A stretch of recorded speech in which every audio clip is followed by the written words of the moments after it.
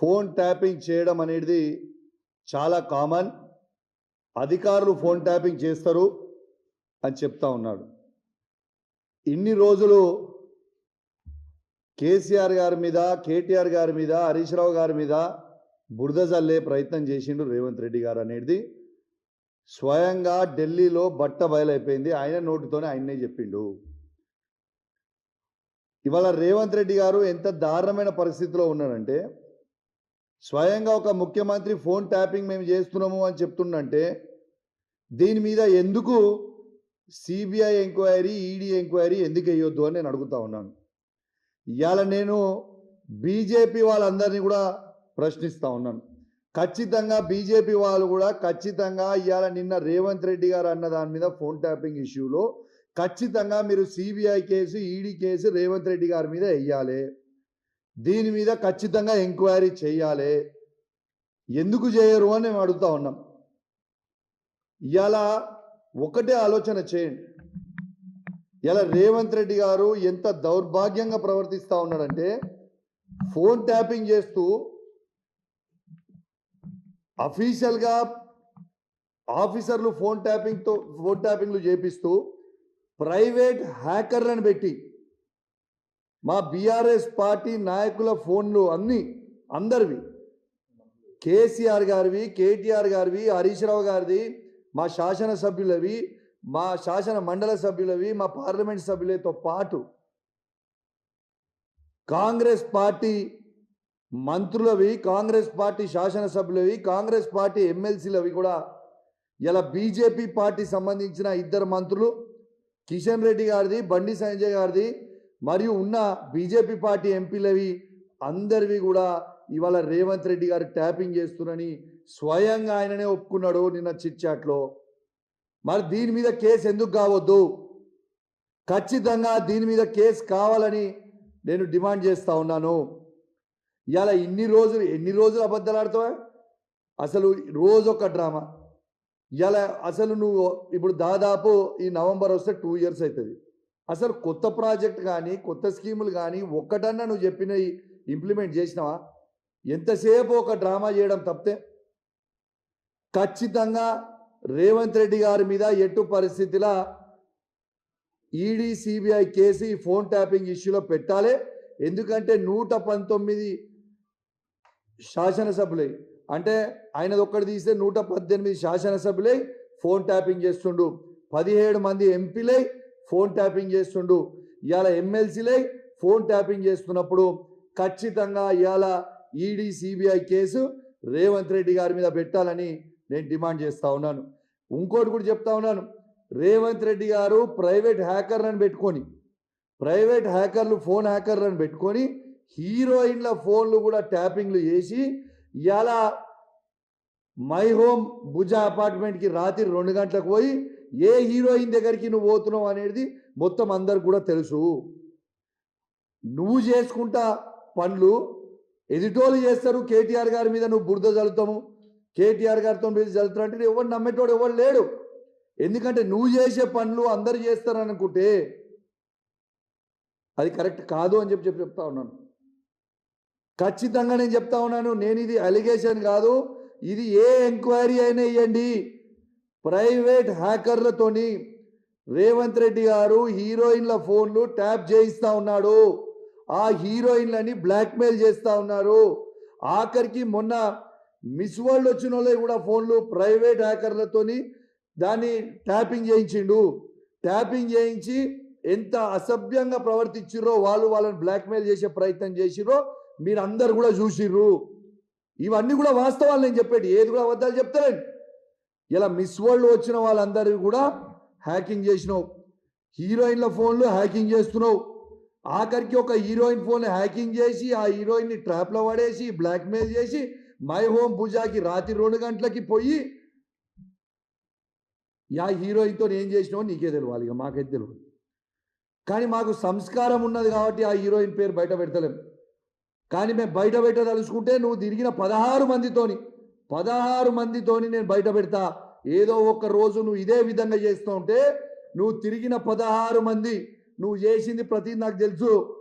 నేను కూడా కాంగ్రెస్ పార్టీ నుంచే వచ్చిన, నువ్వు ఏమేం చేసినావు, ఎక్కడెక్కడ చేసినావు, జూబ్లీస్ లేయడం అనుకున్నావు, దుబాయ్ లేయడం అనుకున్నావు, ఢిల్లీ లేయడం అనుకున్నావు, అన్నీ తెలుసు మాకు కూడా. నువ్వు చక్కగా రాజకీయం ముఖ్యమంత్రి లెక్క బిహేవ్ చేసి చక్కగా రాజకీయం చేస్తే చక్కగా మేము కూడా చేస్తాం. నీ నోటికి వచ్చినట్టు పర్సనల్ విషయాలు పర్సనల్గా ఉన్నా లేకున్నా ఉండది. మేము కేటీఆర్ గారి మీద బురద ఊస్తాం, మేము కేటీఆర్ గారి మీద బద్నాం చేస్తామంటే ఈడు ఊకునేటోడు ఎవడు లేడు. ఇవాళ కేటీఆర్ గారు కడిగిన ఆనముత్యం లాగా బయటికి వస్తాడు. ఇలా ప్రజలందరూ కూడా కేసీఆర్ గారు, కేటీఆర్ గారు, హరీష్ రావు గారు కావాలని కోరుకుంటా ఉన్నారు. నీ చిల్లర రాజకీయం వల్ల ప్రజలు కూడా ఫెడప్ అయిపోయారు. బంద్ చేయి. ఎన్ని రోజులు ఇదే పని చేస్తుంటావా? నేను మళ్ళీ చెప్తున్నా, ఇవాళ రేవంత్ రెడ్డి గారు ప్రతి యాక్ట్రెస్ కూడా చాలా జాగ్రత్తగా ఉండాలి. మీ ఫోన్ రేవంత్ రెడ్డి గారు హ్యాక్ చేస్తూ ఉన్నారు. బ్రోకర్లను మధ్యలో పెట్టి ఆ బ్రోకర్లతోని మళ్ళీ మీకు ఫోన్లు చేసి మిమ్మల్ని ఇబ్బంది పెట్టే ప్రయత్నం చేస్తూ ఉన్నారు. కానీ మీరు ఎవరు కూడా అధైర్యపడాల్సిన అవసరం లేదు. వాడు ఎంత చిల్లరగా చేసినా కూడా ఖచ్చితంగా మేము అండగా ఉంటాం మీకు ఇబ్బంది వస్తే. ఇంకోటి కూడా చెప్తా ఉన్నాను, మీరు ఈ పిటిషన్ చూడొచ్చు. Phone tapping phone tapping phone tapping అంటాడు. నేను December 5th రోజు బంజారాయిల్స్ పోలీస్ స్టేషన్లో నా ఫోన్ ట్యాపింగ్ అవుతుంది అని నేను పిటిషన్ ఇచ్చిన. ఇగోండి ఇది రిసీవ్డ్ కాపీ. నా ఫోన్ ట్యాపింగ్ రేవంత్ రెడ్డి గారు, ఇంటెలిజెన్స్ ఐజీ అయిన శివధర్ రెడ్డి గారు ఇద్దరు కలిసి నా ఫోన్ ట్యాపింగ్ చేస్తున్నారు. ఖచ్చితంగా దీని మీద ఎంక్వైరీ చేయండి అని నేను December 5th నాడు నేను చేసిన పిటిషన్కి. ఇది ఆల్మోస్ట్ 7 months అవుతా ఉంది. ఇప్పటిదాకా ఎఫ్ఐఆర్ ఎందుకు బుక్ చేయలేదు? మీరు ఖచ్చితంగా నా ఫోన్ని హ్యాక్ చేస్తూ ఉన్నారు. నా సతీమణి ఫోన్ది కూడా రేవంత్ రెడ్డి గారు ఫోన్ హ్యాక్ చేస్తూ ఉన్నారు. దీనికి ఎవిడెన్స్గా ఎట్లా చెప్తా ఉన్నానంటే అది కూడా మీ అందరు కూడా తెలవాలని చెప్తా ఉన్నాను. మొన్న నన్ను అరెస్ట్ చేసిన రోజు మా కమ్యూనిటీకి వచ్చి సీసీ కెమెరాలు మొత్తం కూడా అన్యాయంగా చెక్ చేస్తూ ఉంటే ఇవాళ అక్కడ ఉన్న మేనేజర్ ఆ రోజు నేను కూడా లోకల్లో ఉన్నా, వాడు ఇంటికి రాకుండా చెక్ చేస్తూ ఉంటే అక్కడ ఉన్న మేనేజర్ నా సతీమణికి ఫోన్ చేసి ఆడ ఏం చేస్తున్నారో వీళ్ళు చెప్తా ఉంటే 2 నిమిషాల లోపలనే అక్కడికి వచ్చిన సిఐ ఆ మేనేజర్కి ఫోన్ చేసి నువ్వు మేడంకి ఎందుకు ఫోన్ చేస్తున్నావు, మేము ఇక్కడ ఏం చేస్తున్నామో ఎందుకు చెప్తున్నావు అని చెప్పిండు. మరి ఆయన నా వైఫ్కి ఫోన్ చేసింది ఈ పోలీసు వాళ్ళకి ఎట్లా తెలుసు? అంటే ఫోన్ హ్యాక్ చేస్తున్నట్టే కదా నా సతీమణిది. ఎంత దుర్మార్గుడు రేవంత్ రెడ్డి అంటే భార్యాభర్తలు మాట్లాడుకునేది కూడా దౌర్భాగ్యం. ఆయన భార్యాభర్తలు మాట్లాడుతుంటే ఆ మాటల్ని ఇంటా ఉన్న దౌర్భాగ్యుడు ఇలా రేవంత్ రెడ్డి గారు అని చెప్పక తప్పదని చెప్పి సందర్భంగా తెలియజేస్తా ఉన్నాను. ఇలా నేను నా సతీమణి మాట్లాడుకునేది మొత్తం కూడా ఇంటా ఉంటే నేను ఇది ఎవిడెన్స్తో సహా చెప్తా ఉన్నాను. పుట్టి నాదే కాదు, ఈవెన్ సంజయ్ గారు సతీమణిది, ఉన్న మా వివేక్ గారు సతీమణిది, మా శాసన మండలి సభ్యులు వాళ్ళ భార్యలే కూడా ఫోన్ ట్యాపింగ్ చేస్తూ ఉన్నాడు రేవంత్ రెడ్డి. ప్రైవేట్ హ్యాకర్లను పెట్టి మరి హ్యాక్ చేస్తూ ఉన్నాడు. ఇది ఎంతవరకు కరెక్ట్ అని చెప్పి మేము అడుగుతా ఉన్నాం. Is this right? అసలు ఒక ప్రైవసీని నువ్వు ఫోన్లు మాట్లాడితే నువ్వు వినడం ఏంటిది? ఇంకో ఎవిడెన్స్ కూడా చెప్తా ఉన్నా మీకు. ఇలా నిన్న కాక మొన్న 2 మంత్రులు మాట్లాడుకున్న మాటలు, ఆ 2 మంత్రులు ఫోన్లో మాట్లాడుకొని వాళ్ళు ఈయనని ఎన్ని రోజులు మనం భరించాలి, వాళ్ళన్న ఆ మంత్రులు మాట్లాడుకున్న సంభాషణ ఏంటంటే ఈ పొట్టోన్ని మేము ఎన్ని రోజులు భరించాలి, ఎన్ని రోజులు భరిద్దాము అని వాళ్ళిద్దరు మాట్లాడుకున్న చర్చని నెక్స్ట్ డే రోజు ఆ మంత్రుల ఫోన్ కూడా ట్యాపింగ్ చేస్తున్న ఇంత తర్వాత ఇంటెలిజెన్స్ రిపోర్ట్ ముఖ్యమంత్రి గారికి పోయిన తర్వాత ఇంకొక మంత్రి ఇంటికి పంపించి ఆ మంత్రిని ఇంటికి పిలిపించి నేను ఏం చేసినా నా తప్పేమున్నది, మీరు ఎందుకు చేస్తున్నారు, ఇట్లా నన్ను ఎందుకు భరించాలని అంటున్నది రేవంత్ రెడ్డి పిలిపించి మళ్ళా ఆ మంత్రిని ఇంకొక మంత్రితో పంపించి ఆ మంత్రిని పిలిపించి సీఎం ఆఫీస్ ఆయన ఇంటికి తీసుకుపోయి వాళ్ళు సీఎం ఆఫీస్లో ఏం మాట్లాడతారు? నేను చేయలేను మాట్లాడేదంటే, మిస్టర్ మినిస్టర్ నా పని ఏముంది? నా పని మీ మంత్రులది ఎమ్మెల్యేలది ఫోన్ ట్యాపింగ్ చేసుకొని నేను ఇంటనే ఉంటాను. నేను చేయాల్సింది మా ఇంటర్వ్యూ అదే పని చేస్తున్నా. మీరు మాట్లాడేది ప్రతిదీ ఇంటా అన్నది ఇది రేవంత్ రెడ్డి బరాబర్ అన్నాడు ఆ మంత్రులతోని. నేను చెప్తుంది ఫ్యాక్ట్. మరి ఖచ్చితంగా కేసు పెట్టాల్సిన అవసరం ఉంది కదా. ఇలా రేవంత్ రెడ్డి గారి మీద ఖచ్చితంగా కేసు పెట్టాలి. ఇలా సిట్కి వాళ్ళని పిలుస్తుండు వీళ్ళని పిలుస్తుండు ఫోన్ ట్యాపింగ్ అవుతుందని బరాబర్ మా బీఆర్ఎస్ పార్టీలు ఉన్న ఎమ్మెల్యేలను కూడా పిలువురి సిట్కి మా ఫోన్ ట్యాపింగ్ అవుతుందా లేదా మేము కూడా కంప్లైంట్ ఇస్తాం సిట్కి. నువ్వు నీతివంతునివి నిజాయితీవంతునివి అయితే మేము ఇచ్చిన పిటిషన్కి పోలీస్ వాళ్ళు ఎందుకు ఎఫ్ఐఆర్ బుక్ చేస్తలేరు? మరి ఇప్పటిదాకా ఎందుకు ఎంక్వైరీ చేస్తలేరు? మా నాయకుల మీద మాత్రం పిటిషన్ ఇస్తే ఒక్క నిమిషంలో బుక్ చేస్తారు కేసులు. నేను ఒక బాధ్యత కలగా శాసనసభ్యునిగా పిటిషన్ ఇస్తే ఏళ్ళ దాకా మీరు కేసు ఎందుకు బుక్ చేయలే? దీనికి జవాబు చెప్పండి. మీరు నోటికి వచ్చినట్టు మీరు మాట్లాడితే రేవంత్ రెడ్డి గారు మేము ఊకునే ప్రసక్తే ఉండదు. ఇక మేము బయటికి పోయిన తర్వాత ఇది మాట్లాడిన తర్వాత ఇంకో కేసు బుక్ చేస్తాడు కావచ్చు. ఎన్ని కేసులు బుక్ చేసినా నువ్వు మమ్మల్ని ఎంత ఇబ్బంది పెట్టినా నువ్వు ప్రజలకు ఇవ్వాల్సిన 6 గ్యారెంటీలు ఇచ్చే వరకు నేను ప్రశ్నిస్తూనే ఉంటాం, నేను అడుగుతూనే ఉంటాం. నిన్ను మాత్రం ఇచ్చిపెట్టము. నువ్వు ఎన్ని డైవర్షన్ టాక్టిక్స్ చేసినా నీ 6 గ్యారెంటీలు 100 రోజులు ఇస్తా అన్నావు, ఒక్క గ్యారెంటీ కూడా నువ్వు ఇవ్వలేదు. రేపు లోకల్ బాడీ ఎలక్షన్లలో మీరు ఎట్లా అడుగుతారు, ఏం మాట్లాడతారో ఓట్ల రేపు అయిన తర్వాత మీకు తెలుస్తుంది.